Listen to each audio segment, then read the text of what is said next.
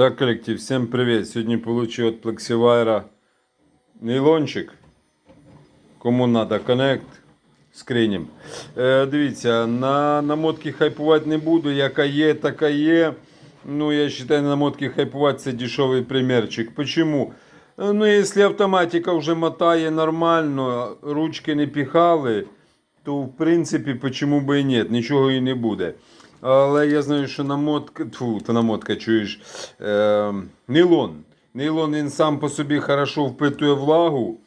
Ось я достав свою сушилку. Що достав? Я нею постійно працюю. Десь там в перших відео год назад я показував і розказував. В принципі, ні разу не підвела, працює адекватно, суша адекватно.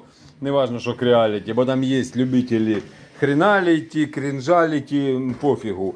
Чесно скажу, я коли 3-кілограмову чуть не угробив в духовці, народні умільці там, іди в духовку став. Ну ж слухай, в мене в дідушки колись було таке заведення, там же лежали журнали «Крокодил», «Перець» називались. Я тоді тільки навчився читати. Вот. І любив туди ходити. Правда, страниць потім щось не ставало.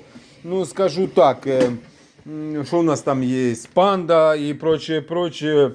Вместо журнала лучше. Воно більше для того предназначене. Так от я скажу, духовка то пирожки робить. А сушилка є сушилка. Тим більше тут вже всі преднастройки, все, що як полагається. Поліамід 65 градусів. Ну і тайм виставлю часиків, мабуть, 12. Мені спішити нема куди. Поставлю так 12, це якщо зараз десь примерно часов 7 вечора, 7 утра. Зачем воно мені так треба? Ставлю, ні, 25 це я загнався.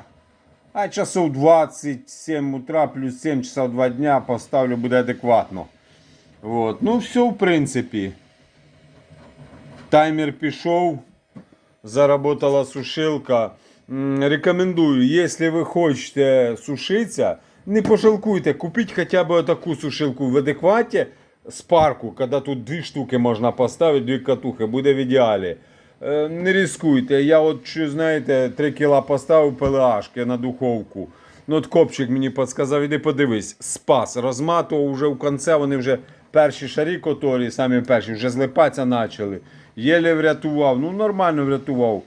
А так, да, кстати, если в кого есть что-то сказать по поводу нейлона, именно плексивайровського, хто з ним працював, як робити, які рекомендації, бо я буду, чесно, буду робити перший раз, накидайте мені в эти самі, ну в коменти, да, якщо хто-то що-то. Ну а поки нехай сушиться, там буде видко. Всього, всіх благ.